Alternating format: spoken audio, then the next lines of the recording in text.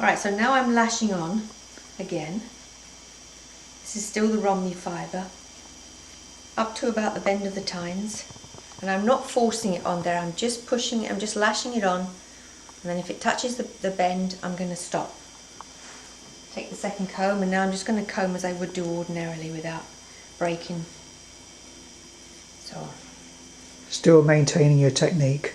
Yes, still 90 degrees, tines against tines. And you're using your elbows to... Elbows, wrists and shoulders, they all do a little bit of work. If they all do a small amount of... One thing you don't want to do is this, because that makes it very hard on your muscles. You'll be out of breath, look like combing. Doesn't look very good either. No, it doesn't. Okay, so now I'm going to turn the comb around, because you can see that all the fibres are down on the other side now. So I'm going to turn the comb around and go from the other side, just to make sure I can get as many of the fibres off as I can. Right. That was the second time, was it? That was the second time. Okay. Discard the waste. Yep. Let's see if I can get a few more off. There we go. Discard. This is the third. Okay. Oh, a bit too deep there, but it did come off.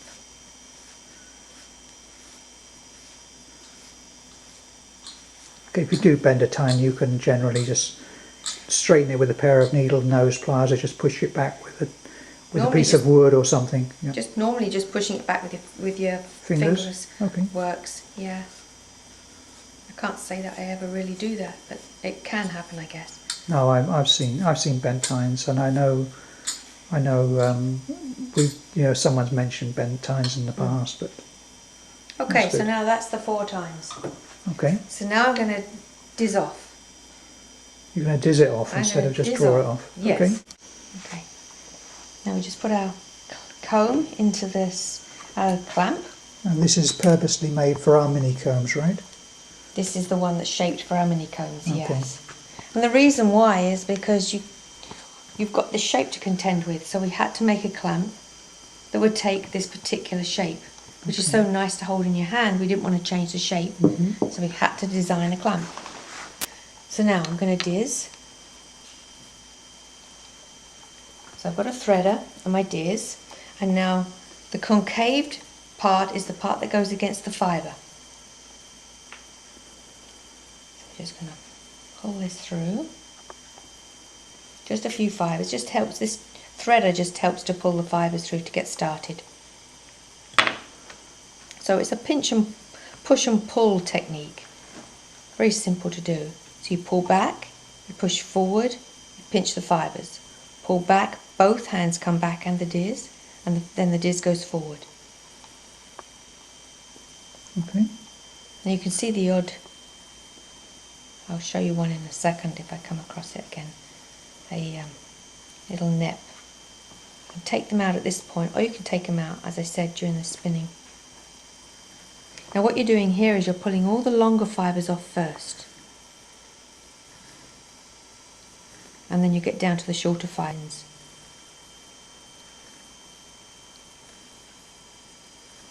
It's not difficult to do.